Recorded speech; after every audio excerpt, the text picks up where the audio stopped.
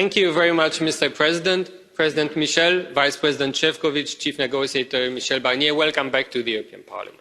Dear colleagues, in times of crisis, the citizens of the European Union expect that we provide solutions to the problems that they are facing.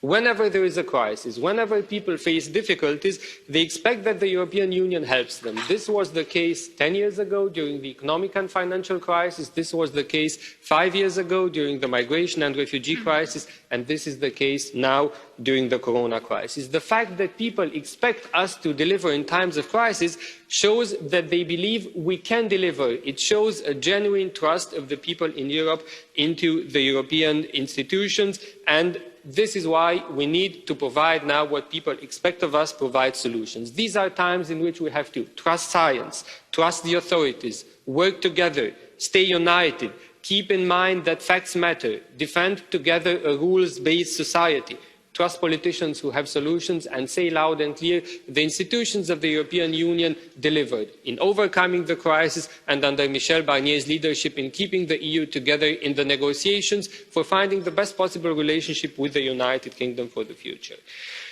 The developments of recent days have shown to us that passing relatively well through a first wave of corona crisis is no guarantee of passing well through the second and through the third wave. The developments of recent days have shown to us that the corona crisis is not a short-term crisis, but it will be at least a medium-term crisis with consequences potentially for the long term.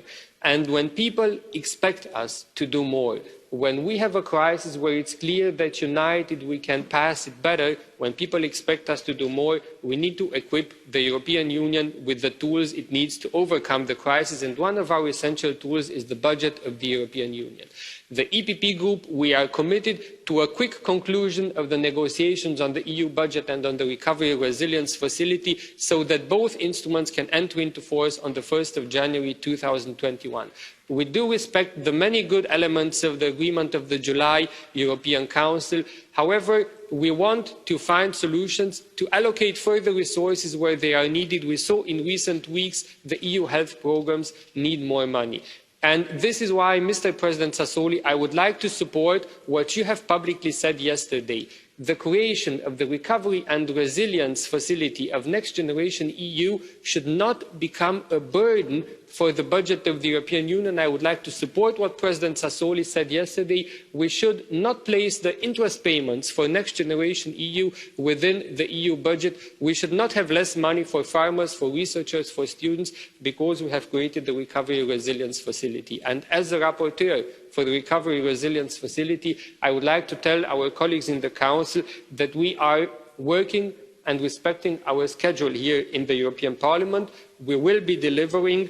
We have no delays here. We will adopt our position in November. Be ready for the final negotiations with the Council. And the message to the people is we will provide the facility that will help them overcome this crisis and which will protect them for the next crisis. Thank you very much.